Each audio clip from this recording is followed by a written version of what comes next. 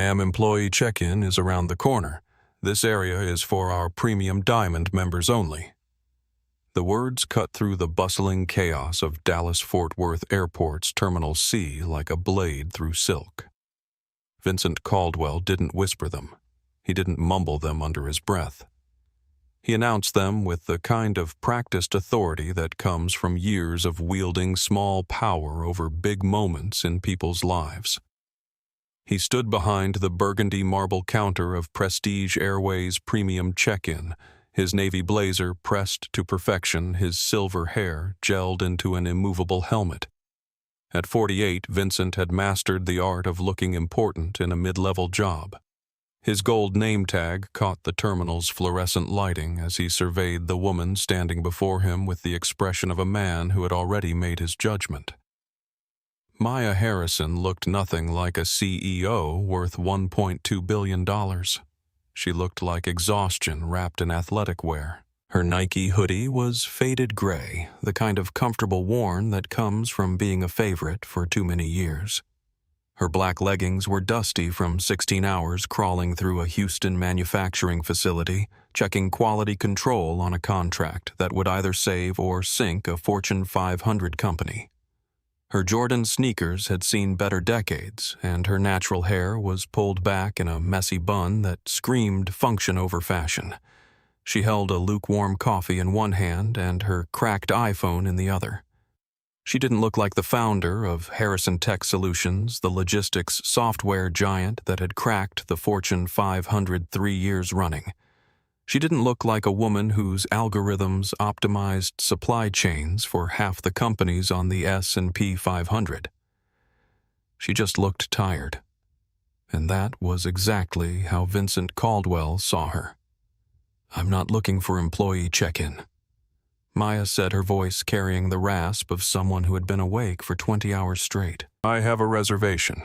First class to London." Vincent's eyes performed a slow, deliberate scan. They started at her scuffed sneakers, paused at the workout clothes, lingered on the makeup-free face, and ended with a smirk that barely tried to hide itself. Behind him, Lauren Mitchell, the senior gate agent, looked up from her computer screen.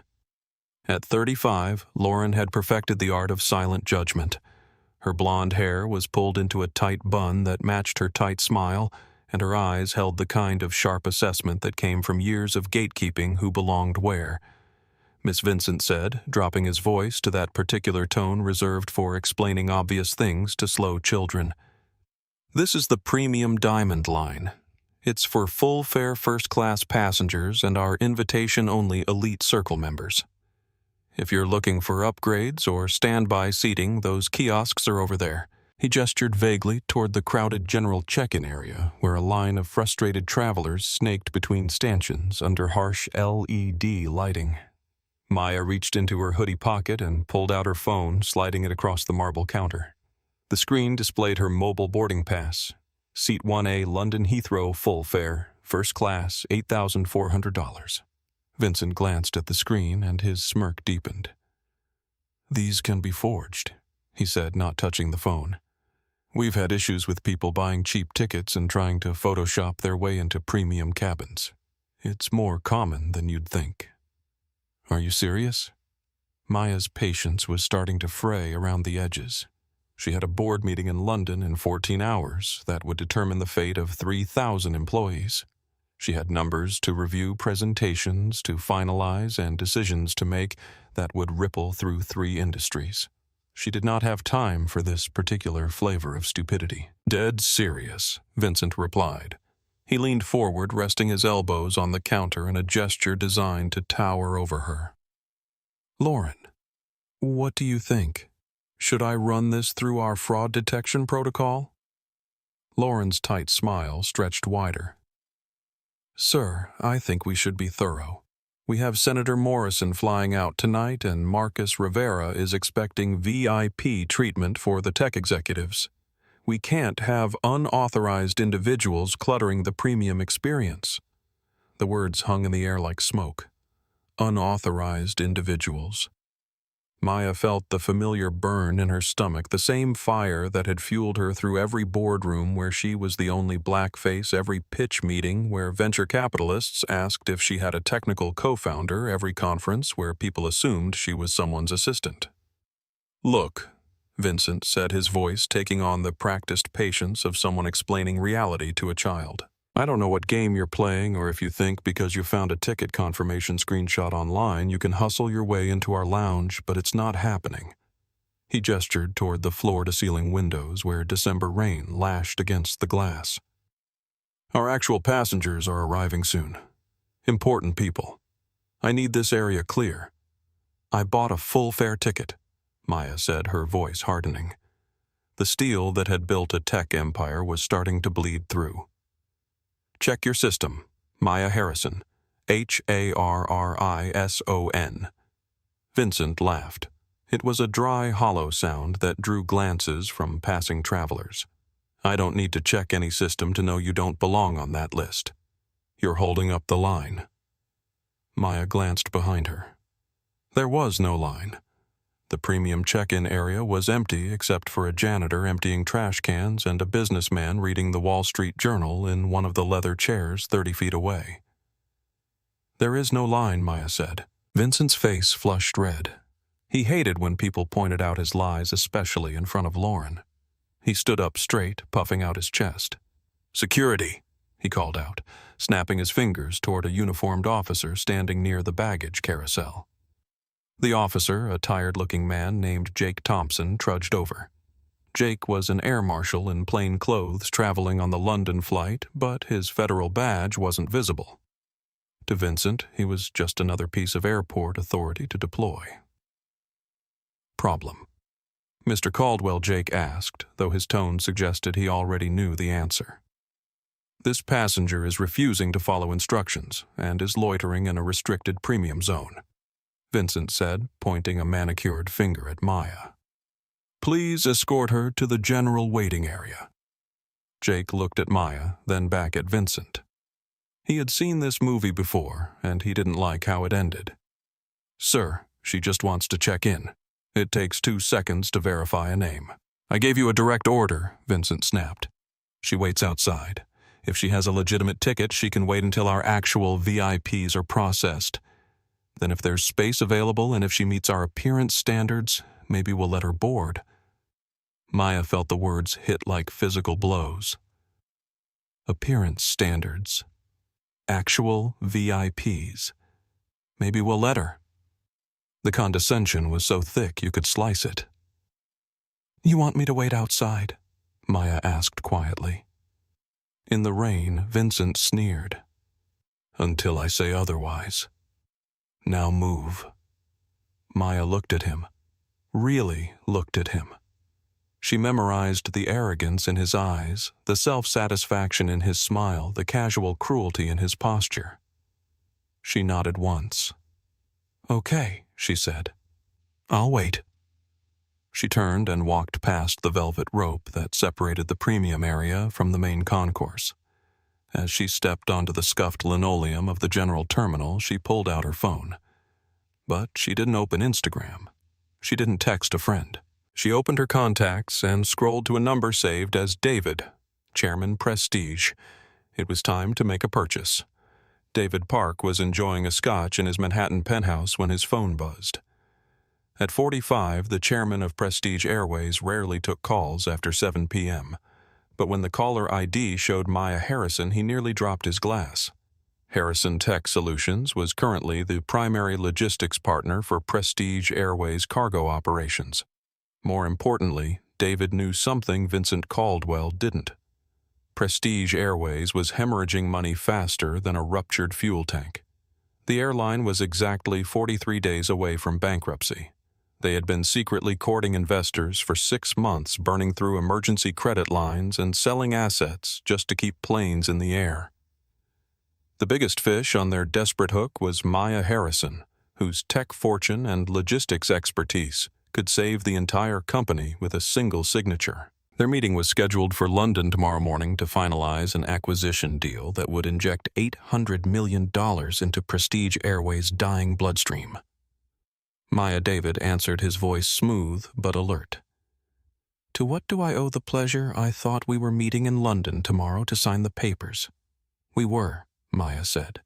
She was standing 15 feet away from Vincent, watching him fawn over a man in an expensive suit who had just approached the premium counter. But I'm having a problem with your product, David. Product David asked, confused. Is there an issue with the cargo logistics integration? No, the plane is here. Maya said, her eyes locked on Vincent as he practically genuflected before the suited man. The problem is your gatekeeper, a Mr. Vincent Caldwell. He's currently making me stand in the rain because I'm wearing workout clothes. David's blood went cold. He knew Vincent. Vincent was diligent, efficient, and completely tone-deaf when it came to reading situations. David had promoted him precisely because he followed protocols without question. Now those same qualities were about to cost them everything. He did what David whispered. Maya's voice was flat, deadly calm. I'm currently standing on the wrong side of the velvet rope, David. Your regional manager confiscated my credit card because he thinks it's fake. He called security on me. He told me I don't meet your appearance standards. He said I need to wait outside while the actual VIPs board. The silence on the other end of the line was deafening. Maya continued. I'm thinking, David, that if this is how your management treats people they think are powerless, how do they treat your employees, your customers? This acquisition is about culture, David, and right now I'm looking at a culture of rot. While David processed the magnitude of the disaster, Maya's mind drifted to another moment, another humiliation that had shaped her into the woman standing in Terminal C. She was 16, babysitting for the wealthy Whitman family in Highland Park, Dallas. They had taken her to dinner at an upscale steakhouse, a reward for watching their twins during a difficult week. When they arrived, the maitre d' looked at Maya and said, I'm sorry, but we don't seat the help in the main dining room. There's a table by the kitchen if she needs to eat. Mrs. Whitman, mortified, had tried to intervene. But the damage was done. Maya spent that dinner staring at the white tablecloth burning with shame and rage while the wealthy family tried to pretend nothing had happened. That night, lying awake in her childhood bedroom in Oak Cliff, she had made a promise to herself. She would never be invisible again. She would never be the help again. She had kept that promise through Stanford, where professors told her she wasn't cut out for Silicon Valley. She had kept it through the early days of Harrison Tech, when venture capitalists asked if she had a technical co-founder who could handle the real work. She had kept it through every boardroom where she was the only black face, every conference where people assumed she was someone's assistant every moment when the world tried to make her small. Now, standing in an airport terminal watching Vincent Caldwell exercise petty authority over someone he thought was powerless, that same fire burned in her chest. But this time, she had the resources to do something about it. Vincent Caldwell's own story was smaller, pettier, but no less destructive in its impact. At 48, he had peaked early and hard. Regional manager was as high as he would ever climb in the aviation industry, and he knew it. His marriage to Rebecca was held together by status symbols. They couldn't afford the house in Plano with the underwater mortgage, the BMW lease that ate a third of his salary, the private school tuition for kids who barely acknowledged his existence. Vincent's power at DFW was the only place where he still mattered. Behind that burgundy counter, he was king. He decided who belonged and who didn't. He controlled access to comfort, luxury, and respect, and he wielded that power like a scalpel, cutting away anyone who reminded him of his own limitations. His fatal flaw ran deeper than simple racism, though that certainly played a part. Vincent's corruption was more prosaic. His brother Tommy ran Caldwell Catering Solutions, a shell company that billed Prestige Airways $47,000 monthly for $8,000 worth of frozen airline meals. Vincent approved the invoices, personally skimming a percentage that paid for his son's lacrosse camps and his daughter's dance lessons. It wasn't enough to make him rich, but it was enough to maintain the illusion that he mattered. Marcus Rivera's story was similar, but larger in scale. At 51, the VP of Operations had clawed his way up through a combination of charm, nepotism, and strategic intimidation. His own shell company, Rivera Logistics, handled fuel purchasing contracts for Prestige Airways' Dallas hub. What should have cost $2.3 million monthly somehow cost $3.8 million, with the difference disappearing into offshore accounts that funded Marcus's gambling addiction and his wife's shopping habits. Marcus was smarter than Vincent, more subtle in his corruption, but equally addicted to the power that came with his position. He loved walking through the terminal in his tailored suits, watching employees scatter like startled birds when he approached. He loved the deference, the fear, the way people said, "Yes, Mr. Rivera," before he even finished asking questions. Neither man understood that their small-scale theft and casual cruelty were about to collide with someone who had built an empire on identifying and eliminating inefficiencies. Maya Harrison's algorithms could spot patterns in supply chain data that human eyes missed. Her software had exposed corruption in companies 10 times larger than Prestige Airways. And now, standing in the rain outside Vincent's premium counter, she was applying that same analytical precision to the human structures that kept airlines running. Maya. "Please." David's voice cracked through the phone. "Vincent is an idiot, but he's a mid-level idiot. I'll call the terminal right now. I'll have him removed immediately." "No." Maya cut him off. "Don't call the terminal. Don't call him. Then what do you want me to do?" Maya's voice was ice cold. "I want you to accelerate the deal. Email the acquisition documents. I have my legal team on standby in New York. We can execute digital signatures for preliminary control transfer in 5 minutes. I want operational control of Prestige Airways effective immediately before I board this plane." David's hands were shaking. "Maya, that's insane. You want to buy majority control right now?" Over the phone, while standing in an airport. "Do you want the capital injection to save your airline, David, or do you want me to walk out of this terminal and buy a competitor instead?" David didn't hesitate. In 43 days, Prestige Airways would cease to exist. Maya Harrison was their only lifeline. "I'm sending the documents to your secure email," he said. "Give me 3 minutes." Maya hung up. She stood there watching Vincent through the glass partition. He was currently berating an elderly woman struggling with her carry-on bag, his voice loud enough to carry across the terminal. "Ma'am, if it doesn't fit in the sizer, it goes to checked baggage. I don't care if it's your medication. Rules are rules." Maya's phone buzzed. The email from David appeared: transfer of operational control, Prestige Airways Group. She opened the 47-page document. The summary was clear upon signature. Harrison Holdings would assume 51% controlling interest in Prestige Airways, making Maya the effective CEO of everyone in the building, including Vincent Caldwell. She tapped her finger on the screen. "Sign. Confirm." A loading circle spun for 3 seconds, then document completed. "Welcome to Prestige Airways." Maya put her phone in her pocket. She took a sip of her cold coffee. It tasted like victory. Now it was time to go to work. Maya walked back toward the velvet rope that separated the premium area from the main concourse. Through the floor-to-ceiling windows, the December rain continued its assault on the terminal, but inside the warm lighting cast everything in a golden glow that made the premium space feel like a sanctuary that Vincent Caldwell was determined to protect from people like her. Vincent saw her approaching and rolled his eyes so hard it looked physically painful. He stepped out from behind the burgundy counter, his polished shoes clicking against the marble floor with military precision. He intercepted her path with his body arms crossed, chin raised in that particular posture of petty authority wielded by small men in small kingdoms. "I thought I told you to wait outside," Vincent said, his voice carrying across the premium area loud enough to turn heads. "You are persistent, aren't you? Look, we have Senator Morrison boarding in 20 minutes. We have Marcus Rivera, our VP of Operations, arriving any moment.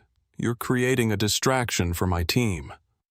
Lauren Mitchell looked up from her computer screen, her fingers poised over the keyboard like a pianist ready to play a symphony of bureaucratic obstruction. At her workstation, she had pulled up the security protocols manual, a thick binder of policies that could be interpreted to exclude almost anyone for almost any reason. Her tight smile had evolved into something that resembled satisfaction. Maya stopped inches from Vincent's face. She didn't step back. She didn't look down. She simply stood there, analyzing him the way she analyzed inefficient code or redundant processes. There was something almost clinical in her gaze, the focused attention of someone identifying a problem that needed to be solved. "I'm giving you one chance, Vincent," she said, her voice soft but carrying the weight of absolute certainty. "Apologize. Not to me. To the elderly woman you just humiliated about her medication, and to the security officer you're about to waste with your petty power games." Vincent laughed. It was a loud barking sound that echoed off the marble surfaces and drew the attention of every passenger in the premium area. A businessman looked up from his Wall Street Journal. A woman in pearls paused her phone conversation to stare. Even the janitor stopped emptying trash cans to watch the confrontation unfold. "You want me to apologize to them?" Vincent's voice cracked slightly, betraying the uncertainty beneath his bluster. "Who do you think you are? You're nobody in a hoodie trying to scam your way into first class. You have zero authority here. Zero." "Are you sure about that?" Maya asked. That's when Marcus Rivera made his entrance. At 51, Marcus moved through the world with the fluid confidence of a man who had never been told no by anyone who mattered. His Armani suit was charcoal gray with subtle pinstripes that probably cost more than most people made in a month. His silver hair was perfectly styled, his shoes were Italian leather, and his Rolex caught the terminal lighting like a beacon of expensive taste. Marcus had spent the last 2 hours in the Prestige Airways executive offices 3 miles away, reviewing the quarterly numbers that kept him awake at night. The airline was bleeding money faster than anyone upstairs wanted to admit, but Marcus had managed to keep his own compensation packages intact through creative accounting and strategic shell companies. His immediate concern was the London flight, where he would be sitting across from potential investors who could either save the company or watch it burn. Vincent Marcus called out as he approached, his voice carrying the easy authority of someone accustomed to being obeyed. "What's the holdup here?" "We pushed our departure by 15 minutes, and I have VIPs expecting white glove treatment." Marcus's eyes swept over the scene, Vincent standing defensively near the counter, Lauren typing furiously at her workstation, and Maya standing calmly in the center of it all like the eye of a hurricane. His gaze lingered on Maya for exactly 2.3 seconds, just long enough to catalog her appearance and file her under "not my problem." "Sir, we have a situation," Vincent said, snapping to attention like a soldier reporting to his commanding officer. "This individual is attempting to use questionable documentation to access premium services. I've called security, but she's being uncooperative." Marcus nodded curtly. He had seen this scenario countless times, people trying to game the airline industry through fake tickets, forged confirmations, or elaborate sob stories designed to extract sympathy upgrades. In his experience, the best approach was swift, decisive action that left no room for negotiation. Miss Marcus said, his tone carrying the practiced patience of someone explaining obvious things to difficult children. "I'm Marcus Rivera, Vice President of Operations for Prestige Airways. I understand you're having some confusion about your booking, but this premium area is reserved for our highest-tier passengers. If you have legitimate travel documents, our customer service team at the main counter can assist you."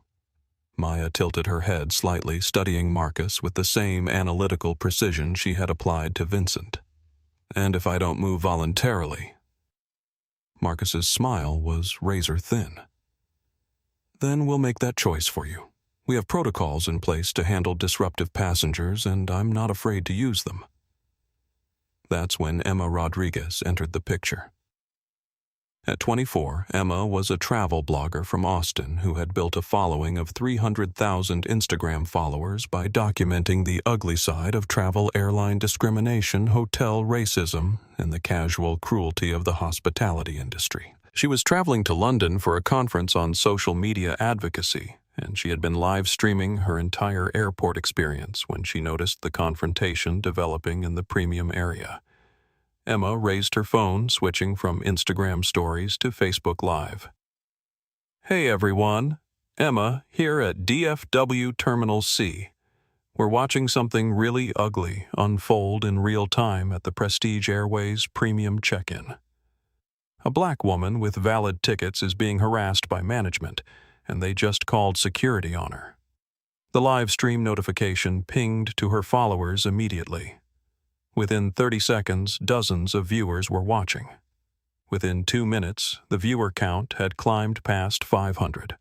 The comment section began filling with outrage support and demands to know more details. Marcus noticed the phone pointed in his direction, and his expression darkened. "Ma'am, this is a secure area. Recording is not permitted without authorization." Emma didn't lower her phone. "This is a public terminal, sir. I have every right to document what I'm seeing, and what I'm seeing looks a lot like racial profiling." Vincent's face went purple. "That is absolutely not what this is about. This is about following procedures and maintaining security protocols. We have standards here." "What standards?" Maya asked quietly. "The standard that assumes a black woman in workout clothes doesn't belong in first class. The standard that confiscates someone's credit card without verification. The standard that makes people wait outside in the rain while you process the real customers." Jake Thompson, the air marshal who had been reluctantly drawn into the situation earlier, was standing near the baggage carousel, trying to decide whether to intervene. At 30, Jake had seen enough discrimination in his federal law enforcement career to recognize it when it was happening. But he was also traveling as a passenger on this flight, not in an official capacity, and Vincent technically had the authority to manage his gate area as he saw fit. Jake's internal conflict was visible on his face. He kept looking at Maya, then at Vincent, then at the growing crowd of onlookers who had stopped what they were doing to watch the confrontation. Something about the situation felt wrong to him, but he couldn't quite put his finger on what it was. Marcus stepped closer to Maya, trying to use his height and physical presence to intimidate her. "Look, I don't know what game you're playing here, but it ends now. You've had multiple opportunities to resolve this through proper channels. Instead, you're creating a scene and disrupting our operations." "I'm disrupting your operations?" Maya asked. "I handed Vincent my boarding pass 20 minutes ago. He confiscated my credit card and put it in a safe. He made me wait outside in the rain. He called security on me without checking a single computer system." Who exactly is disrupting what Lauren suddenly spoke up from behind her workstation?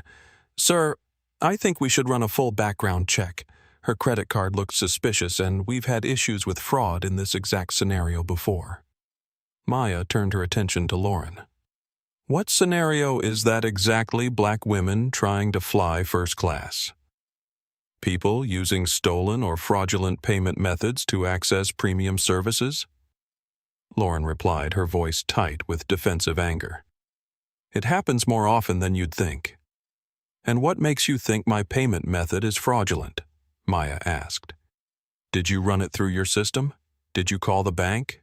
Did you verify anything at all, or did you just look at me and decide I didn't belong here?" The silence that followed was deafening. Emma's live stream was now approaching 2,000 viewers, and the comments were coming in so fast they were barely readable. Hashtags were starting to form organically.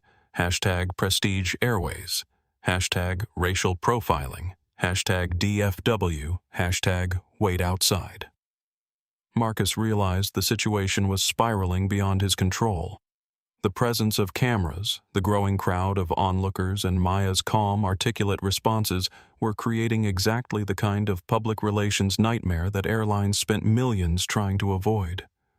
But his pride and his position in the company hierarchy wouldn't let him back down. I am the vice president of operations for this airline, Marcus said, his voice rising with each word. I run this terminal. I decide who flies and who walks. And you. You are walking. Security. He gestured sharply toward Jake, who reluctantly approached the group.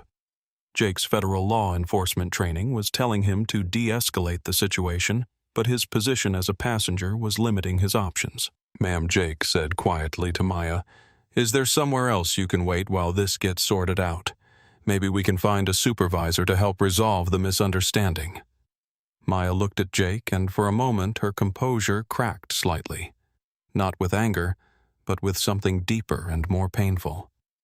The recognition that even well-meaning people were asking her to make herself smaller, to be more accommodating, to find a way to solve a problem she didn't create. Officer Maya said, I have a valid ticket. I have a confirmed reservation.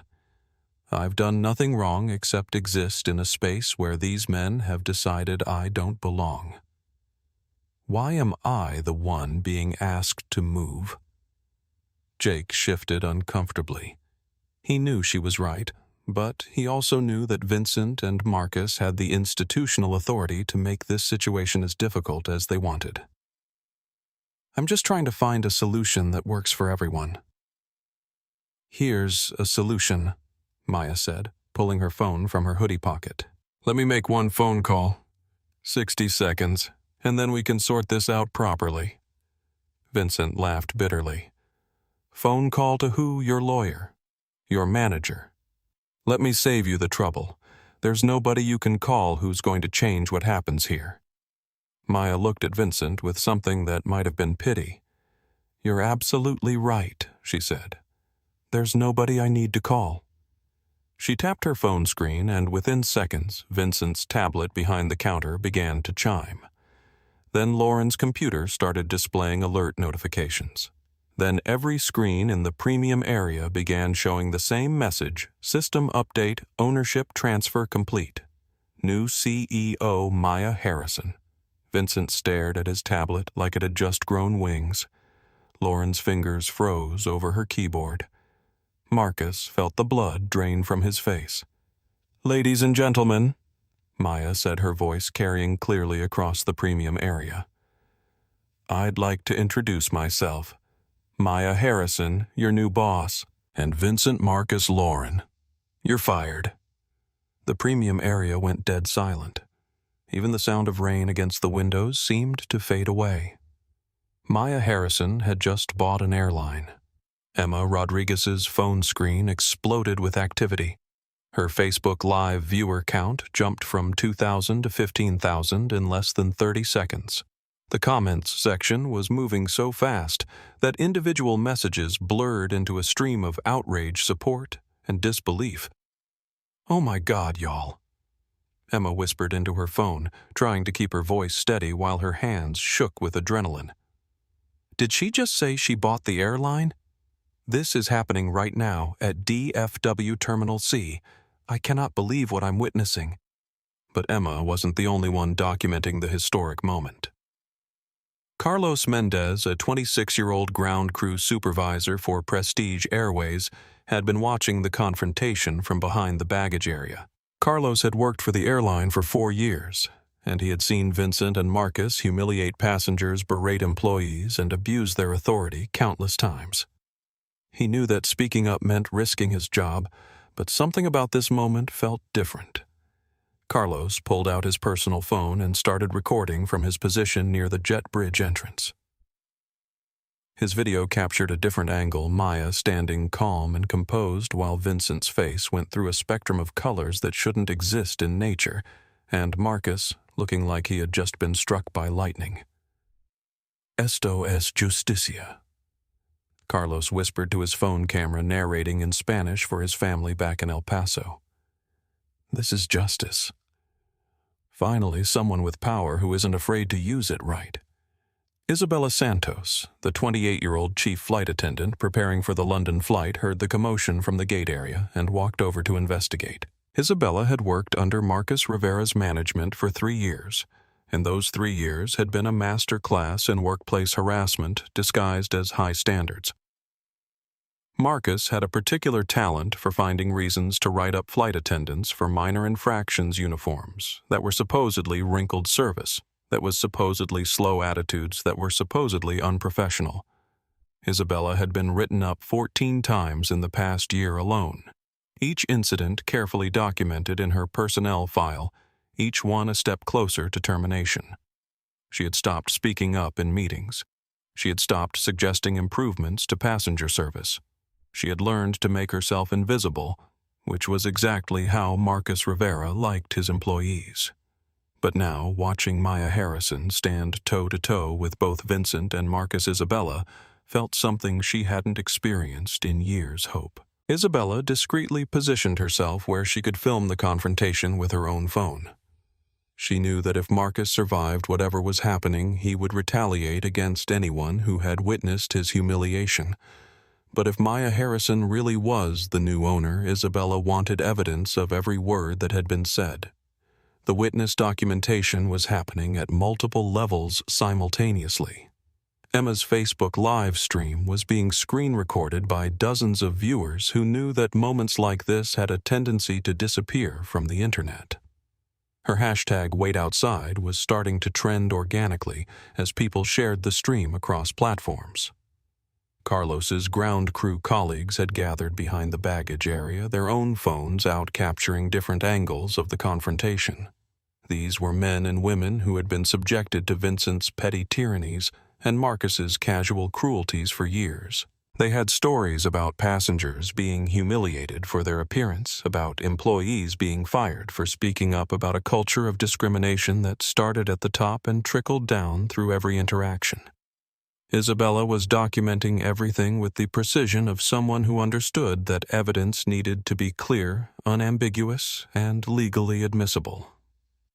Her phone captured audio of every word Marcus and Vincent spoke, every gesture they made, every moment of arrogance that was about to become their downfall.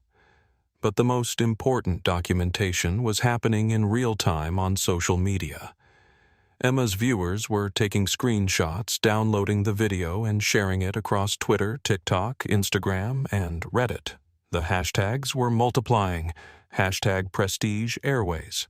#racial profiling, #DFW, #Maya Harrison, #WaitOutside, #airline discrimination. Within 10 minutes of Maya's revelation, the story had jumped from Emma's live stream to local news Twitter accounts. Dallas Morning News picked up the hashtag. Travel bloggers with millions of followers started sharing the video. Aviation industry insiders began weighing in with their own stories about Prestige Airways' toxic culture. The documentation wasn't just capturing a single incident. It was creating a permanent record of a moment when power structures shifted in real time. Every angle, every reaction, every word was being preserved for posterity. Emma switched from Facebook Live to Instagram Stories, creating a series of short videos that would reach a different demographic.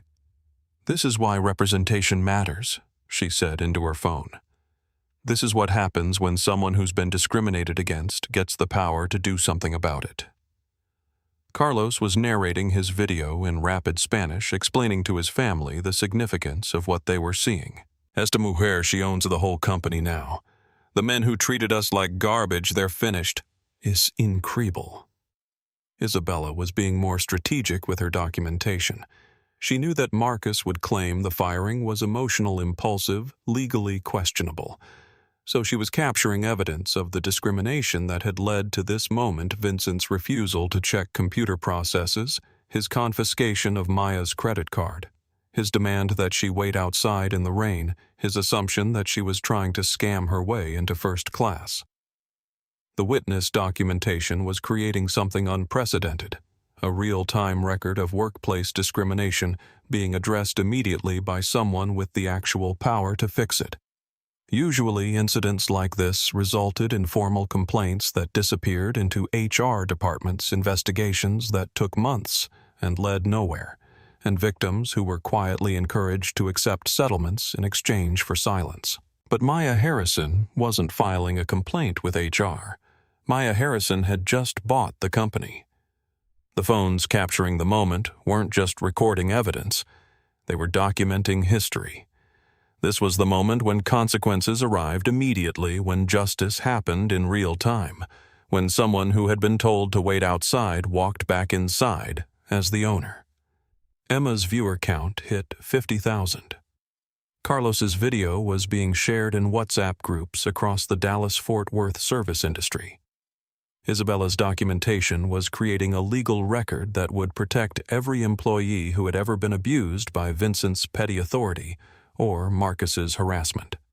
And through it all, Maya Harrison stood calm and composed in the center of the storm, watching as years of casual cruelty and institutional discrimination collapsed around the men who had built their careers on keeping people like her outside.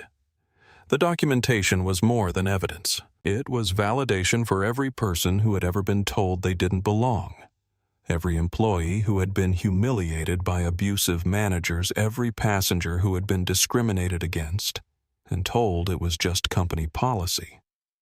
The phones kept recording as Vincent stared at his tablet in disbelief, as Marcus's face went from confusion to understanding to something approaching terror, as Lauren realized that her complicity in the discrimination had just been captured from multiple angles and broadcast to tens of thousands of people in real time.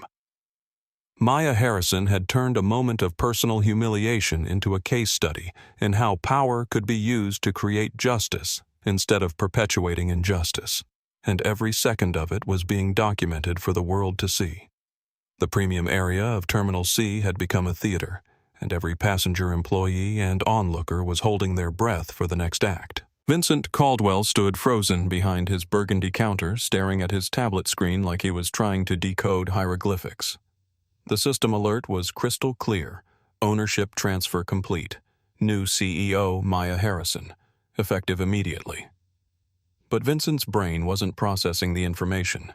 It was too large, too impossible, too far outside the realm of his carefully constructed reality where he was the gatekeeper and she was just another person trying to scam her way into places she didn't belong.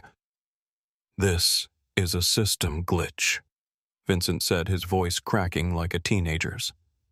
"Someone hacked our network. This isn't real."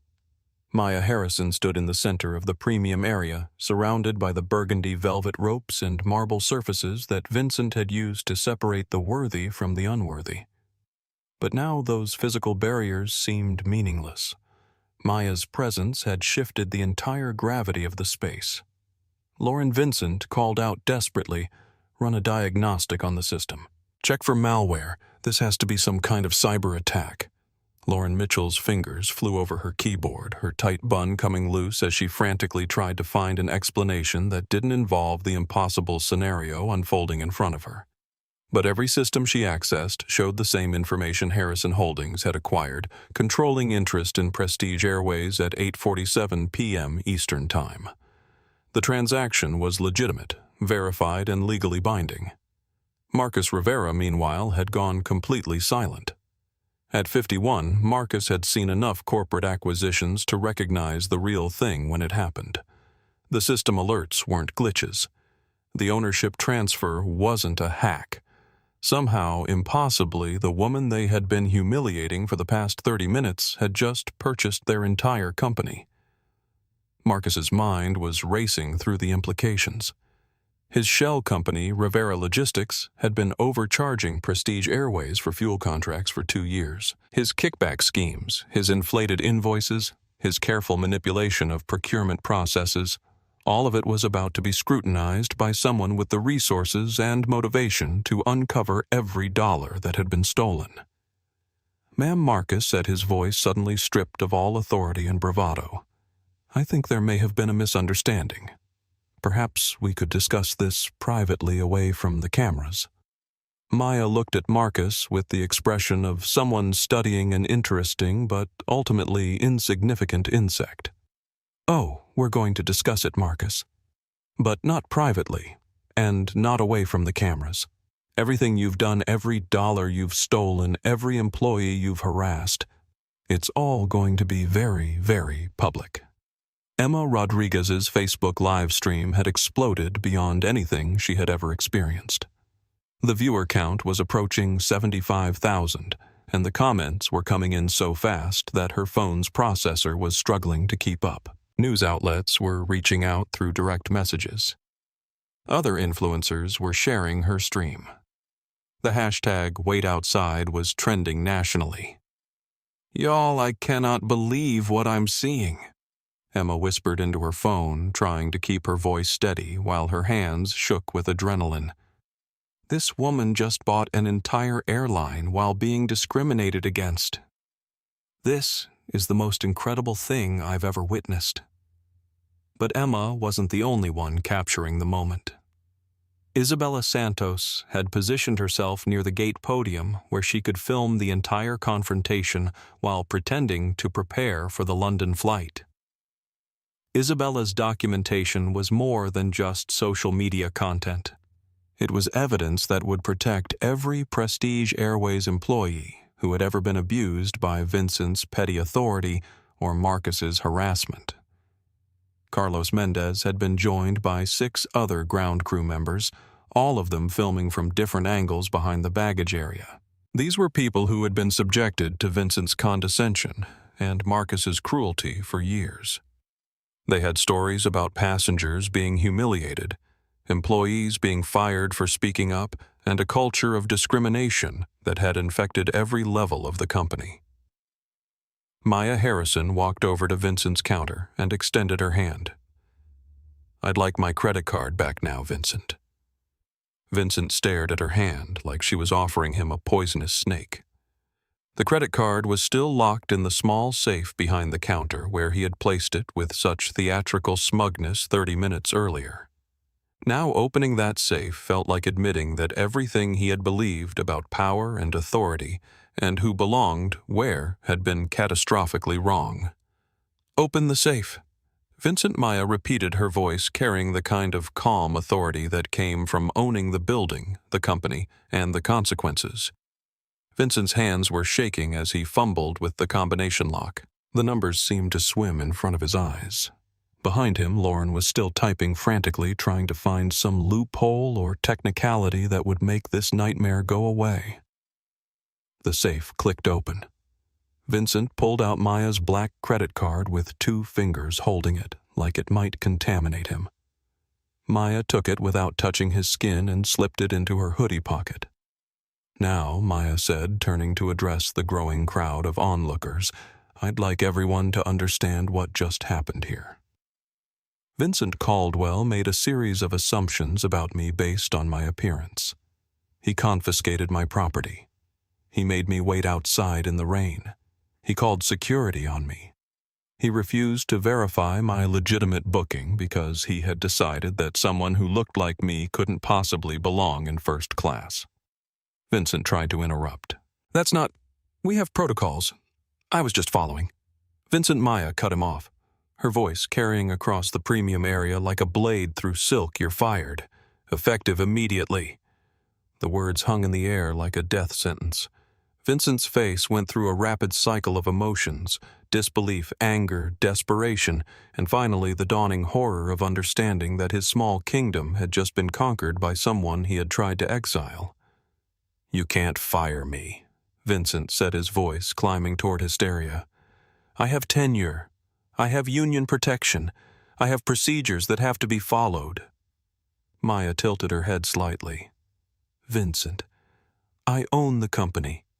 I can fire anyone I want for any reason I want at any time I want. And right now I want you gone." Marcus Rivera stepped forward, trying to salvage what he could from the wreckage. His survival instincts were kicking in, telling him to distance himself from Vincent's spectacular failure and position himself as someone who could be useful to the new ownership. Ms. Harrison Marcus said, his voice suddenly respectful and deferential. "I want to assure you that Vincent's behavior doesn't represent the values of Prestige Airways management. I've been trying to implement diversity and inclusion training programs, but there's been resistance at certain levels." Maya looked at Marcus with an expression that could have frozen jet fuel. "Marcus, I know exactly what you represent. Rivera Logistics has been overcharging this airline for fuel contracts. Your shell company has stolen approximately $1.8 million over the past 18 months. Your gambling debts are being paid with money stolen from employee pension funds. Marcus's face went from tanned confidence to pale terror in less than 3 seconds. That's... How could you possibly... I don't know what you're talking about. I know what I'm talking about, Maya said, because I've spent the last 6 months conducting due diligence on this acquisition. Every vendor contract, every procurement decision, every financial transaction has been audited by forensic accountants. Did you really think you could steal millions of dollars from a company I was planning to buy without me noticing? The crowd of onlookers had grown to include passengers from other gates, airport employees taking their breaks, and even TSA agents who had wandered over to see what was causing such a commotion.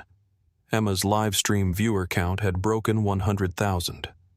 The hashtag Wait Outside was trending in 12 countries. Isabella Santos stepped forward from her position near the gate. "Miss Harrison," she said, her voice shaking slightly with nervousness and hope. "I'm Isabella Santos, chief flight attendant for the London flight. I have documentation of the discrimination and harassment that's been happening in this workplace. If you need evidence for your investigation, I have recordings, emails, and witness statements." Maya turned to Isabella with the first genuine smile she had shown since walking into the terminal. "Isabella, thank you. That evidence is going to be very important. But first, I have a question for you. How would you like to be the new interim VP of operations?" Isabella's jaw dropped. "Ma'am, I'm a flight attendant. I don't have management experience. You have 3 years of experience being managed by people who were stealing from the company and abusing employees," Maya said. "That's exactly the kind of experience I need. People who understand what's wrong with this organization and want to fix it." Vincent had been listening to this conversation with growing horror. The realization was sinking in that he wasn't just being fired, he was being replaced by people he had considered beneath him. The hierarchy he had spent his career climbing was being turned completely upside down. "This is insane," Vincent said, his voice rising to a shout that echoed off the marble surfaces. "You can't just walk into a company and fire everyone. There are procedures, there are contracts, there are lawyers." Maya pulled her phone out of her hoodie pocket and speed-dialed a number. "David, it's Maya. I need you to conference in our legal department and HR immediately. We're implementing immediate terminations for cause." David Park's voice came through the phone's speaker, audible to everyone in the premium area. "Maya, whatever you need. The board is standing by to ratify any personnel decisions you make. Vincent Caldwell. Marcus Rivera and Lauren Mitchell are terminated for discrimination harassment and, in Marcus's case, embezzlement. I want security to escort them from the premises immediately, and I want their access to all company systems revoked within the next 5 minutes. Done." David's voice crackled through the speaker. "Security has been notified. Their badges are being deactivated now." Vincent looked down at his gold name tag as if it might provide some magical protection against the forces arraying against him. But his badge had already been deactivated. His access to the computer systems had been revoked. His company credit card had been frozen. In the space of 5 minutes, he had gone from being the gatekeeper to being just another person standing in an airport terminal with nowhere to go. Marcus was frantically trying to call someone on his own phone, but every number he dialed went straight to voicemail. Word was already spreading through the aviation industry's tight-knit executive community. Nobody wanted to be associated with the VP who had been fired for embezzlement in front of 100,000 people on social media. Lauren had stopped typing entirely. She was staring at her computer screen in shell-shocked silence, watching as her access privileges disappeared one by one. Her tight bun had completely come undone, and her makeup was starting to run from the stress-induced sweat that was beading on her forehead. Maya turned to address the crowd that had gathered around the premium area. Passengers from other flights, airport employees, news reporters who had rushed over from their beats. Everyone was watching to see what would happen next. "Ladies and gentlemen," Maya said, her voice carrying clearly across the terminal. "What you just witnessed was the consequence of discrimination and corruption meeting accountability." Vincent Caldwell, Marcus Rivera, and Lauren Mitchell believed that they could humiliate people with impunity because they had small amounts of power over other people's comfort and dignity. She gestured toward Emma, who was still live-streaming the entire event. Thanks to witnesses like Emma Rodriguez and employees like Isabella Santos, their behavior has been documented and exposed. Thanks to technology and social media, their actions have consequences beyond what they could have imagined. Maya looked directly at Vincent, who was still standing behind the counter like he couldn't quite process what had happened to his carefully ordered world. "Vincent, you told me that people like me don't belong in first class. You were wrong. People like you don't belong in positions of authority over other human beings." Airport security had arrived 4 officers in crisp uniforms who looked like they would rather be anywhere else than in the middle of a viral social media incident that was probably going to generate paperwork for weeks. "Ms. Harrison, the lead security officer, said, 'We understand you want these individuals escorted from the premises. Is this a criminal matter or just a personnel issue?" Maya considered the question for a moment. "Start with personnel. But I'd like them interviewed by federal investigators about the embezzlement before they leave the airport. I have evidence that needs to be handed over to the appropriate authorities." Marcus Rivera finally found his voice, though it came out as more of a croak than a shout. "You can't prove anything. You have spreadsheets and suspicions. That's not evidence." Maya smiled. It was not a warm smile. "Marcus, I have bank records, wire transfer receipts, shell company registrations, and recorded phone calls between you and your co-conspirators. I have enough evidence to send you to federal prison for wire fraud, money laundering, and racketeering. The only question is whether you want to cooperate with the investigation or fight it every step of the way." The security officers moved toward Vincent, Marcus, and Lauren with professional efficiency. Vincent was still clutching his tablet like it might somehow restore his authority. Marcus was frantically deleting files from his phone. Lauren was crying silently, her makeup streaking down her cheeks. As they were escorted past the crowd of onlookers, past Emma's still-running live stream, past the airport employees who had gathered to witness their downfall, Vincent tried one last desperate appeal to the natural order he had always believed in. "This isn't over," he called out over his shoulder. "You can't just buy a company and destroy people's lives. There are rules, there are procedures, there are people who matter." Maya Harrison watched them go with the expression of someone who had just solved a particularly complex logistics problem. Then she turned to Isabella Santos, who was still standing near the gate with her phone in her hand and hope in her eyes. "Isabella," Maya said, "I believe we have a flight to London to catch. We have a lot of work to do." The walk through Dallas-Fort Worth International Airport became a parade of justice witnessed by hundreds of travelers and captured by dozens of phones. Vincent Caldwell, Marcus Rivera, and Lauren Mitchell moved through Terminal C, flanked by airport security, their faces cycling through emotions they had never expected to experience.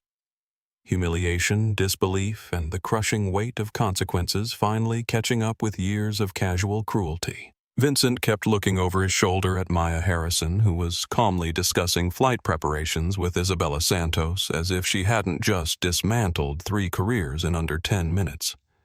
His mind couldn't process the reversal. 30 minutes ago, he had been the gatekeeper, the authority figure, the one who decided who belonged where. Now he was being escorted through his own terminal like a common criminal. "This is temporary," Vincent muttered to himself as they passed the crowded gate area where passengers waiting for delayed flights looked up from their phones to stare. She can't just buy a company and fire everyone. There are contracts, there are procedures, there are lawyers. But even as he said it, Vincent knew he was lying to himself. His company-issued tablet had been wiped clean the moment his access was revoked. His badge no longer opened doors.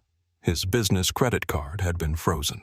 Every symbol of his authority had been stripped away as efficiently as Maya Harrison's algorithms optimized supply chains. Marcus Rivera was having a different kind of breakdown. As the VP of operations, he understood corporate acquisitions, hostile takeovers, and the kind of due diligence that serious investors performed before purchasing companies. The fact that Maya Harrison knew about Rivera Logistics, knew about the inflated fuel contracts, knew about the shell company bank accounts meant that she hadn't made an impulsive decision. She had been planning this acquisition for months, maybe years. "How long has she been investigating us?" Marcus asked the security officer walking beside him, as if the man in uniform might have insights into corporate espionage. The officer shrugged. "Ma'am, I just escort people. I don't get involved in the business side." What Marcus didn't know was that Maya Harrison's investigation had been even more thorough than he imagined. Harrison Tech Solutions specialized in supply chain optimization, which meant Maya's companies routinely audited vendor relationships, procurement processes, and financial flows. When David Park had first approached her about investing in Prestige Airways 6 months ago, Maya had deployed the same forensic accounting tools she used to identify inefficiencies in Fortune 500 logistics networks. Rivera Logistics had shown up in Maya's analysis as a statistical anomaly: fuel costs that were 40% higher than industry averages, delivery schedules that didn't match actual consumption patterns, and invoice approvals that bypassed standard procurement protocols. Maya's algorithms had identified the fraud before Marcus even knew he was being watched. Caldwell Catering Solutions had been even easier to spot. Vincent's brother Tommy was billing Prestige Airways for premium catering services while delivering frozen meals that cost a fraction of the invoiced amount.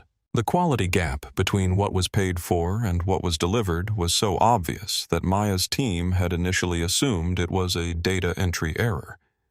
But the real evidence had come from employee interviews.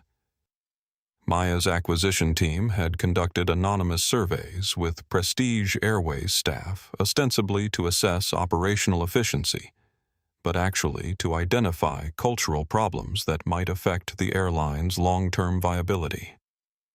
The stories about Vincent's discrimination, Marcus's harassment, and the toxic work environment had filled dozens of pages in Maya's due diligence report. Emma Rodriguez was still live streaming as the terminated executives were led through the terminal, her viewer count now approaching 150,000. The comments section had become a real-time celebration of workplace justice, with viewers sharing their own stories of abusive managers, discriminatory treatment, and the rare moments when consequences actually materialized for people in positions of power. "This is what accountability looks like," Emma narrated to her phone camera while keeping pace with the security procession. 3 people who thought they could discriminate and steal without consequences are finding out what happens when someone with actual power decides to use it for justice instead of oppression. Isabella Santos walked beside Maya Harrison, still processing the fact that she had gone from chief flight attendant to interim VP of operations in the span of 15 minutes. Isabella had worked for Prestige Airways for 3 years, and those 3 years had been a master class in workplace survival under abusive management. She had learned to keep her head down, follow orders without question, and never ever challenge authority. But watching Maya Harrison calmly destroy the people who had made Isabella's work life a nightmare was liberating in ways she hadn't expected. For the first time in years, Isabella felt like she could breathe freely in her own workplace. Isabella said quietly, "What you just did, I've never seen anything like it. Vincent and Marcus have been tormenting employees for years, but nobody ever thought they could be stopped." Maya looked at Isabella with genuine curiosity. "Why not? They're employees. Employees can be fired because they had connections," Isabella explained. "Vincent's wife plays tennis with the regional director's wife. Marcus has relationships with half the executives in Dallas. They seemed untouchable." Maya nodded thoughtfully. untouchable until someone higher up the food chain decides they're a liability. The problem with corruption is that it creates inefficiencies, and inefficiencies are expensive. Vincent and Marcus weren't just discriminating against passengers and harassing employees.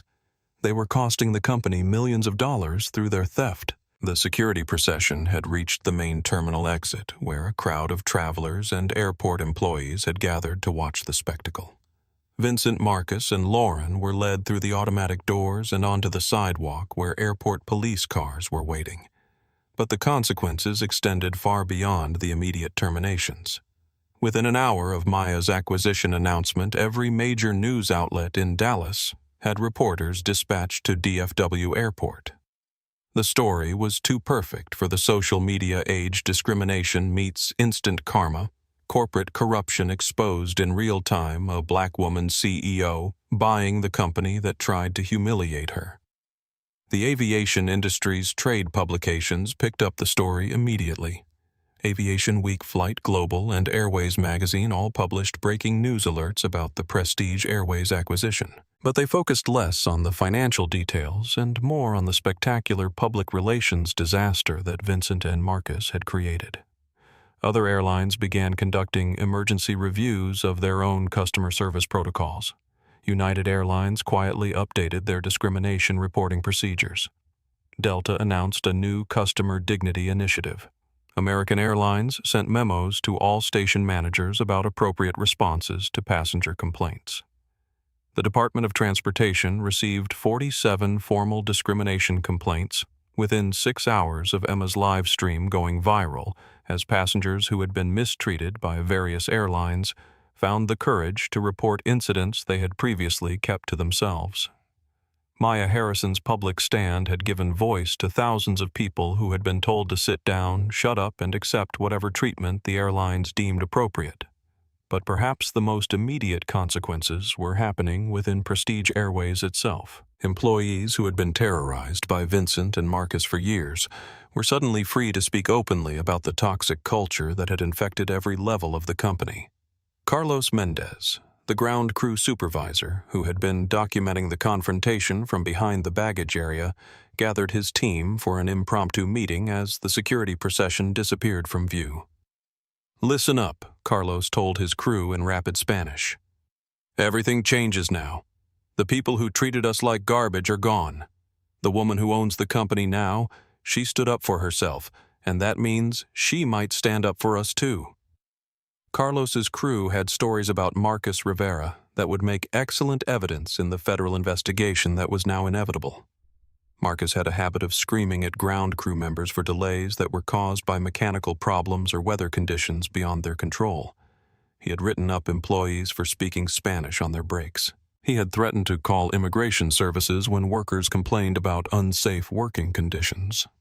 Vincent had his own collection of sins that were about to be exposed. He had denied boarding to passengers based on their appearance, their perceived economic status, or his personal prejudices. He had accepted bribes from passengers willing to pay for upgrades that should have been handled through proper channels. He had falsified incident reports to cover up discrimination complaints. Lauren's complicity in the harassment had been quieter but no less damaging. She had created bureaucratic obstacles for passengers she deemed undesirable, delayed processing for people she didn't like, and provided enthusiastic support for Vincent's discriminatory policies. All of this was about to become public record as Maya Harrison's legal team prepared for what would inevitably become a federal investigation into corruption and civil rights violations. But Maya wasn't focused on punishment. She was focused on transformation. As Vincent, Marcus, and Lauren were driven away from the airport in the back of police cars, Maya was already implementing changes that would prevent future incidents. Isabella Maya said as they walked back toward the gate area, "I want you to conduct interviews with every Prestige Airways employee in Dallas. I want to know about every incident of discrimination, every example of harassment, every time someone in authority abused their power over passengers or other employees." Isabella pulled out her phone and started taking notes. Should I focus on recent incidents or go back further? Everything Maya said, I want a complete audit of this company's culture. Every complaint that was ignored, every report that was buried, every employee who was silenced. We're going to fix all of it." The passenger boarding announcement for the London flight echoed through Terminal C, but Maya Harrison wasn't ready to leave Dallas yet. She had work to do, a company to rebuild, and a culture to transform. And she was just getting started. Emma Rodriguez finally ended her live stream after 4 hours. But not before she had captured something unprecedented. A real-time demonstration of what happened when someone with actual power decided to use that power to create justice instead of perpetuating injustice. The hashtag #WaitOutside had generated over 2 million posts across all social media platforms.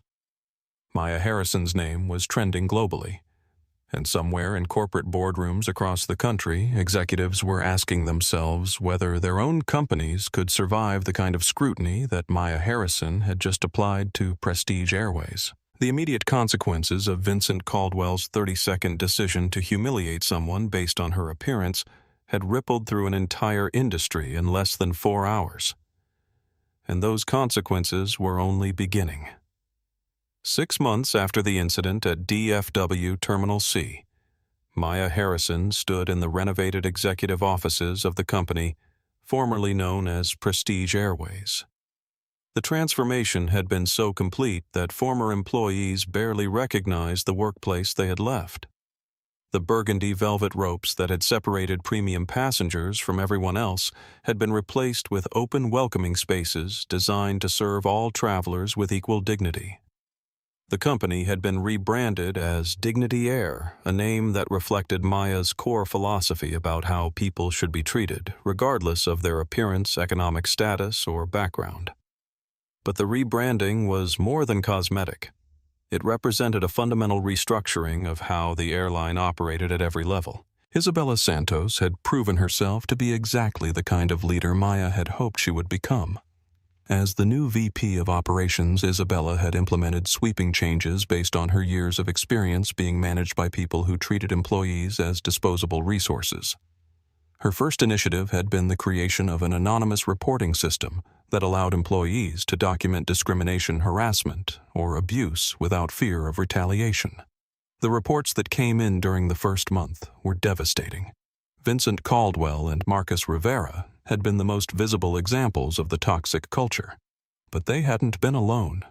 Dozens of managers throughout the company had been using their authority to humiliate passengers, intimidate employees, and create an environment where discrimination was not just tolerated, but actively encouraged. Isabella's investigation team, supported by Maya's forensic accountants and legal experts, had uncovered a network of corruption that extended far beyond Rivera Logistics and Caldwell Catering Solutions.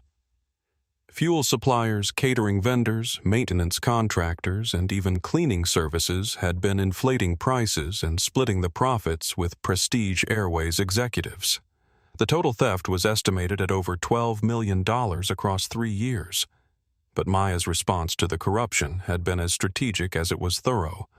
Rather than simply prosecute the thieves and move on, she had used the recovered money to fund the most comprehensive employee benefit program in the airline industry. Every stolen dollar was reinvested in the people who had been most harmed by the toxic culture. Flight attendants received immediate pay raises of 30%.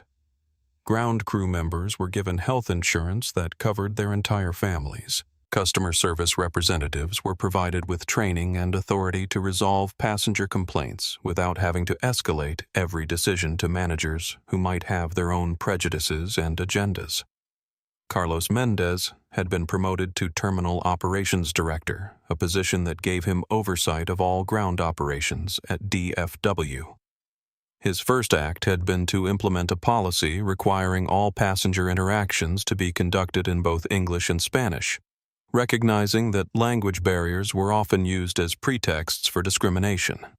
Carlos's team had documented dozens of incidents where Vincent and Marcus had used language differences to justify denying service to Hispanic passengers. Under the new protocols, every Dignity Air employee was required to have access to translation services, and no passenger could be denied service because of language barriers.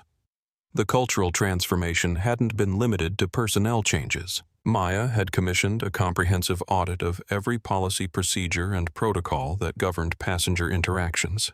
The results had been sobering.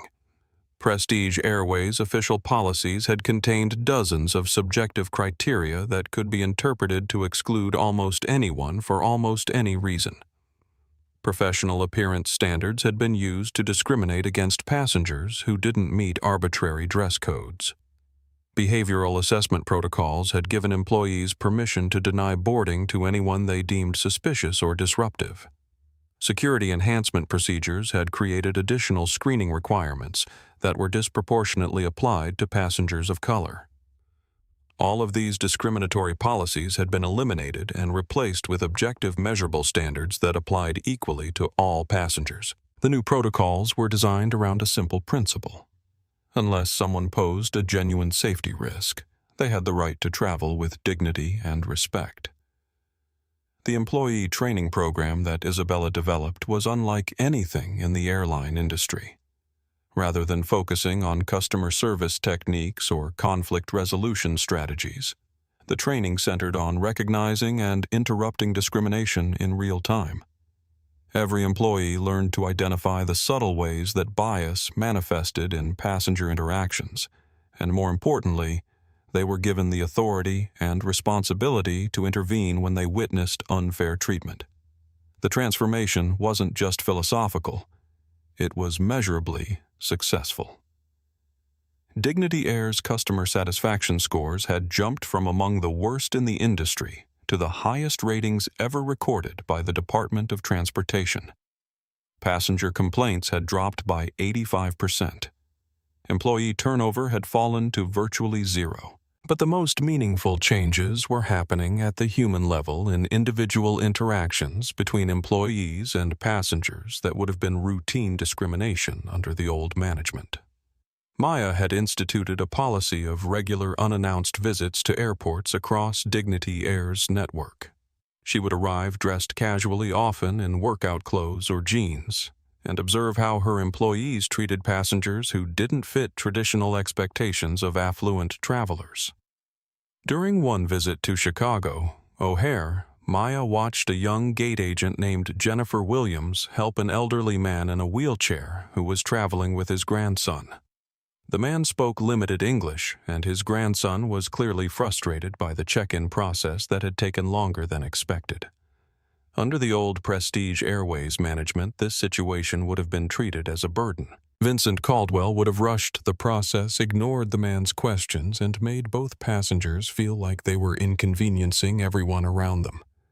But Jennifer took the time to explain every step of the process in simple English, arranged for Spanish translation services, helped the grandfather understand the boarding procedure, and even ensured that his grandson would be seated next to him despite having booked separate reservations. The entire interaction took 20 minutes, but it left both passengers feeling valued and respected. Maya approached Jennifer after the passengers had boarded their flight. "That was beautiful customer service," Maya told her. "You turned what could have been a stressful experience into something positive." Jennifer smiled. "Miss Harrison, under the old management, I would have been written up for taking too much time with one passenger. Now I know that taking care of people is more important than processing them quickly." The federal investigation into Vincent Caldwell and Marcus Rivera had concluded with results that exceeded even Maya's expectations. Vincent had been sentenced to 18 months in federal prison for wire fraud and civil rights violations. His brother Tommy's catering company had been forced into bankruptcy with all assets seized to pay restitution to Prestige Airways. Marcus Rivera's case had been more complex because his theft had been larger and more sophisticated. The government had charged him with racketeering, money laundering, and conspiracy to commit fraud. His gambling addiction had been exposed during the investigation, revealing that he had been stealing money not just for lifestyle expenses, but to cover massive debts to underground betting operations. Marcus had ultimately accepted a plea bargain that included 4 years in federal prison and complete forfeiture of his assets. His wife had filed for divorce within a month of his arrest, taking their children, and moving back to her family in Mexico. The house in Highland Park had been foreclosed. The luxury cars had been repossessed. The man who had once screamed at employees about standards and image was now serving time in a federal facility where his own appearance and behavior were subject to much stricter scrutiny than he had ever imposed on airline passengers. Lauren Mitchell had avoided prison time by cooperating with the federal investigation, but her career in the airline industry was over. No major carrier would hire someone who had been terminated for discrimination and had become the face of workplace bias in viral social media content that continued to be shared months after the original incident. Lauren had eventually found work as a receptionist at a small accounting firm in suburban Dallas, a significant step down from her previous position, but the best she could manage with her tainted reputation. The irony wasn't lost on Maya. The woman who had helped deny service to passengers based on their appearance now worked in a job where she had no authority over anyone except herself. But Maya's focus remained on positive transformation rather than punishment. The success of Dignity Air had inspired changes throughout the airline industry that extended far beyond the specific people who had been fired or prosecuted. The Department of Transportation had implemented new federal guidelines for airline customer service that were directly based on the protocols Maya had developed at Dignity Air. Airlines were now required to provide specific training on unconscious bias and discrimination prevention. Passenger complaint procedures had been standardized to ensure that discrimination incidents were properly documented and addressed. Other airlines had begun recruiting executives and managers from Dignity Air, recognizing that Maya's team had developed expertise in creating inclusive workplace cultures that were both morally right and financially successful. Isabella Santos had been approached by 3 major airlines offering her CEO positions, but she had chosen to stay with Maya and continue building something unprecedented in the industry. Carlos Mendez had become a sought-after speaker at aviation conferences, sharing the story of how frontline employees could become agents of positive change when they were given authority and support from leadership. His presentations about language inclusion and cultural sensitivity had influenced policy changes at airports across the country. The financial success of Dignity Air had been as remarkable as its cultural transformation. The airline's revenue had increased by 40% in the 6 months following Maya's acquisition, driven by passenger loyalty that was unlike anything the industry had seen before. People were choosing Dignity Air not just for price or convenience, but because they wanted to support a company that treated all customers with respect. Maya had also expanded Dignity Air's route network to include destinations that had been underserved by major airlines, particularly routes connecting diverse communities that had been ignored by carriers focused only on business travelers and affluent tourists. Flights between Dallas and cities with large Hispanic populations, routes connecting historically Black colleges and universities, and service to Native American communities had all been added to Dignity Air's schedule. These routes weren't the most profitable in traditional airline analysis, but Maya understood that profitability included factors beyond revenue per passenger mile. Building loyalty in underserved communities created long-term customer relationships that would pay dividends for decades. The employee ownership program that Maya had implemented was another innovation that was being studied by business schools and copied by companies in other industries. Every Dignity Air employee received equity shares based on their length of service and their contributions to the company culture. Flight attendants, ground crew members, gate agents, and maintenance workers all had ownership stakes in the airline's success. This wasn't just symbolic. It was a fundamental realignment of incentives that ensured every employee had a financial reason to provide excellent customer service and maintain the company's reputation for inclusive treatment. The people who interacted with passengers every day were also the people who would benefit most from the airline's continued success. Maya had also established the Dignity Foundation, a nonprofit organization funded by a percentage of the airline's profits that provided grants to organizations working to eliminate discrimination in transportation, hospitality, and other service industries. The foundation sponsored research-funded legal advocacy and supported grassroots organizations that were fighting for equal treatment in their own communities. The ripple effects of the 30-minute confrontation at DFW Terminal C were still spreading 6 months later. Maya Harrison's decision to transform a moment of personal humiliation into an opportunity for institutional change had influenced corporate policies, federal regulations, and individual behaviors throughout the airline industry and beyond. But perhaps the most important change was happening in the daily interactions between employees and customers at airports across the country. The viral video of Maya Harrison buying an airline after being told to wait outside had become a cultural touchstone, a reminder that people in positions of power could choose to use that power to create dignity rather than destroy it. Emma Rodriguez had parlayed her live-stream documentation of the incident into a career as a social justice advocate and travel industry commentator. Her follow-up videos tracking the transformation of Dignity Air had garnered millions of views and had inspired similar accountability efforts in other industries. Isabella Santos had been featured on the cover of Harvard Business Review as an example of how frontline employees could become transformational leaders when given the opportunity and support. Her story had become a case study in business schools about the importance of inclusive leadership and the business value of treating employees with respect. Carlos Mendez had been invited to testify before Congress about discrimination in the transportation industry, sharing his experiences as both a victim of workplace harassment and a leader in creating positive change. His testimony had influenced federal legislation requiring airlines to report discrimination incidents and implement prevention training. Maya Harrison herself had become one of the most recognizable CEOs in America, but not because of her wealth or her business success. She was known as the woman who had turned a moment of discrimination into an opportunity for justice, who had used her power to lift up rather than tear down, who had proven that accountability was possible, even for people who seemed untouchable. The long-term institutional changes that began with Vincent Caldwell's decision to humiliate a woman in workout clothes had transformed an entire industry and inspired millions of people to believe that dignity and respect were not privileges to be earned, but rights to be protected. And the transformation was just beginning.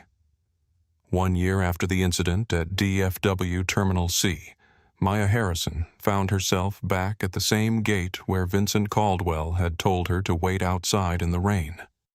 But this time she wasn't there as a humiliated passenger being discriminated against by petty authority figures. She was there as the owner of Dignity Air, conducting one of her regular unannounced visits to observe how her employees treated passengers who might not fit traditional expectations of affluent travelers. The physical space had been completely transformed. The burgundy velvet ropes that had once separated the worthy from the unworthy had been removed. The marble counters remained, but they were no longer barriers designed to intimidate. They were service stations where every passenger was welcomed with equal dignity. The lighting had been changed from harsh fluorescence to warm, welcoming illumination that made every face look human rather than suspicious. Maya dressed casually for these visits, often wearing the same kind of workout clothes that had triggered Vincent's discrimination 12 months earlier. She wanted to see how her employees treated passengers who looked like she had looked tired, dressed for comfort rather than status, and potentially vulnerable to the kind of casual cruelty that had once defined the airline industry. She watched as Jennifer Williams, the gate agent she had observed in Chicago, helped a young mother traveling alone with twin toddlers. The woman was clearly overwhelmed, struggling to manage 2 car seats, 3 bags, and 2 restless children while trying to navigate the check-in process. Under the old Prestige Airways management, this situation would have been treated as a burden to be expedited as quickly as possible. But Jennifer took the time to understand what the mother needed. She arranged for priority boarding so the family could get settled without holding up other passengers. She contacted the flight crew to ensure that someone would help the mother manage the car seats during boarding. She even arranged for the twins to receive special activity packets to keep them entertained during the flight. The entire interaction took 15 minutes, but Maya could see the relief on the mother's face as Jennifer transformed what could have been a nightmare travel experience into something manageable. This was what Maya had envisioned when she bought the airline employees empowered to solve problems rather than create them, authority used to help rather than hurt. Isabella Santos approached Maya from across the terminal, her confident stride reflecting the transformation she had undergone in the past year. As VP of Operations, Isabella had become one of the most respected executives in the airline industry, but she had never forgotten the years she spent being intimidated and harassed by Vincent and Marcus. "Ms. Harrison, Isabella said I wanted to update you on the final report from our culture audit. We've now interviewed every employee in the Dallas operation and the results are remarkable." Isabella pulled out her tablet and showed Maya the statistics that told the story of Dignity Air's transformation. Employee satisfaction scores had increased by 78%. Voluntary turnover was down to 3%, the lowest in the industry. Customer complaints had dropped by 89%, while customer loyalty scores had reached levels that industry analysts had previously thought impossible. But the numbers that meant the most to Maya were more personal. 0 discrimination complaints had been filed against Dignity Air in the past 6 months. 0 employees had been written up for speaking languages other than English. 0 passengers had been denied boarding based on appearance, perceived economic status, or any of the subjective criteria that had once been used to exclude people from air travel. Isabella Maya said these numbers are incredible, but I want to hear about the individual stories. Tell me about specific passengers whose experiences have been different because of the changes we've made. Isabella smiled and began scrolling through the passenger feedback files. Last month, we had an elderly Vietnamese gentleman flying to San Francisco to see his grandchildren. He spoke very limited English, and under the old system he would have been rushed through check-in and left to figure things out on his own. What happened instead, Maya asked. Carlos Mendez personally ensured that the man had translation assistance throughout his entire journey. Our flight attendants learned basic Vietnamese phrases to make him feel welcome during the flight. When he arrived in San Francisco, we had arranged for Vietnamese translation services at the gate to help him navigate the connecting terminal. Isabella continued with more stories, a transgender passenger who had been treated with respect and dignity throughout their journey, despite having travel documents that might have caused complications under previous policies. A group of college students from a historically black university who had been upgraded to premium seating because their original flight was delayed and they needed to make an important academic conference. A family of refugees who had been welcomed aboard with special assistance and cultural sensitivity training that helped them navigate their first experience with American air travel. Each story represented a decision point where Dignity Air employees had chosen inclusion over exclusion, help over hindrance, dignity over discrimination. These were the individual moments that collectively created the culture Maya had envisioned when she made her impulsive decision to buy the airline, rather than accept humiliation. As Maya and Isabella toured the terminal, they encountered several passengers who recognized Maya from the viral video that had made her famous. Rather than treating her like a celebrity, people approached her with stories of their own discrimination. They had experienced moments when they had been made to feel small or unwelcome, and gratitude for creating an airline where those experiences were no longer tolerated. A young black woman named Keisha pulled out her phone to show Maya a video from 6 months earlier. "Ms. Harrison, I was flying on another airline and they tried to tell me my natural hair was unprofessional and I needed to cover it or they wouldn't let me board. I showed them your story and I told them that if Maya Harrison could buy a whole airline after being discriminated against, I could definitely file a complaint that would get them in serious trouble." "What happened?" Maya asked. They apologized and let me board without any problems. Your story gave me the confidence to stand up for myself instead of just accepting bad treatment." Stories like Keisha's had been shared thousands of times across social media in the year since the DFW incident. Maya's confrontation with Vincent Caldwell had become more than viral content. It had become a cultural reference point for people who refused to accept discrimination as normal or inevitable. The emotional impact of that transformation was visible in every interaction Maya observed during her terminal visit. Passengers who might have expected to be treated as burdens or security risks were instead welcomed as valued customers. Employees who had once lived in fear of arbitrary punishment for showing kindness were now empowered to go above and beyond in their service. But perhaps the most meaningful moment of Maya's visit came when she encountered Carlos Mendez near the baggage area where he had once hidden to film Vincent's abuse of power. Carlos was now the terminal operations director, overseeing the same ground crew that had once been terrorized by Marcus Rivera's tantrums and arbitrary punishments. Ms. Harrison Carlos said in perfect English, though Maya knew he was equally comfortable conducting business in Spanish, "I wanted to thank you again for what you did here. But more importantly, I want you to know that what you started has spread beyond just our airline." Carlos explained that Dignity Air's employee training programs were being adopted by other companies in the Dallas-Fort Worth area. Hotels, restaurants, retail stores, and even other airlines were implementing similar protocols for recognizing and interrupting discrimination. The culture of accountability that Maya had created was influencing how people were treated throughout the service economy. "It's not just about airline policies," Carlos continued. "It's about people in positions of authority understanding that how they treat others has consequences."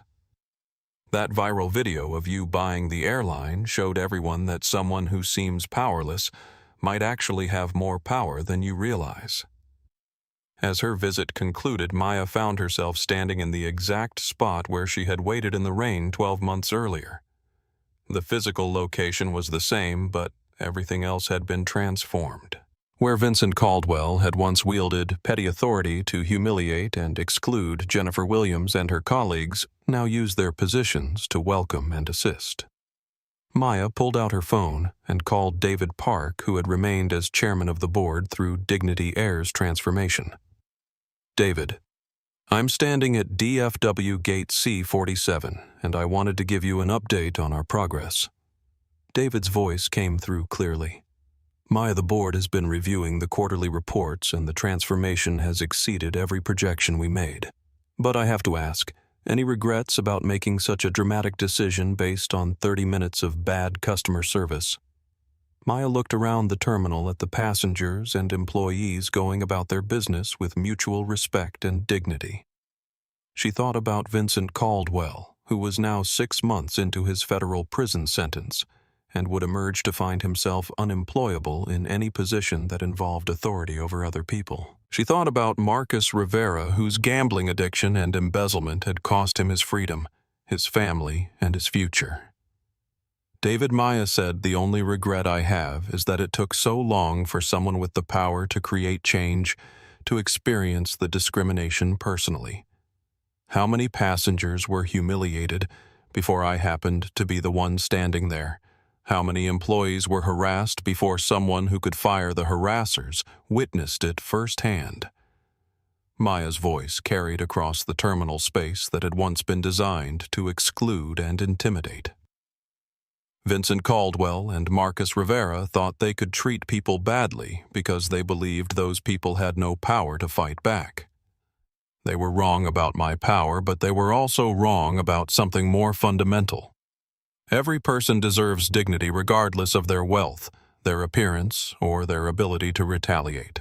As Maya prepared to board her own flight to the next city on her inspection tour, she reflected on the journey that had begun with her humiliation and evolved into transformation for thousands of employees and millions of passengers. The viral video had made her famous, but the real victory was quieter and more personal. The individual moments when people were treated with respect instead of contempt when authority was used to help, rather than hurt when power created dignity instead of destroying it.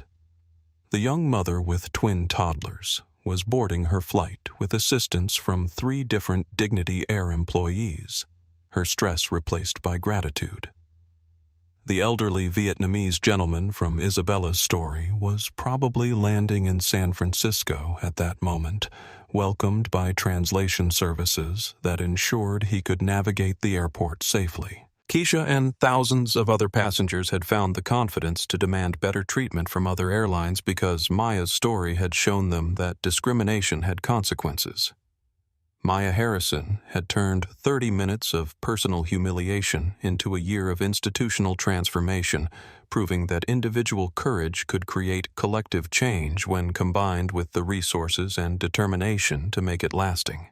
She took her seat in 1A, not because she demanded special treatment, but because she had earned the respect that made excellent service feel natural rather than performative. As Dignity Air Flight 447 lifted off from DFW, Maya looked down at the terminal where her journey had begun and smiled. She had never stopped flying.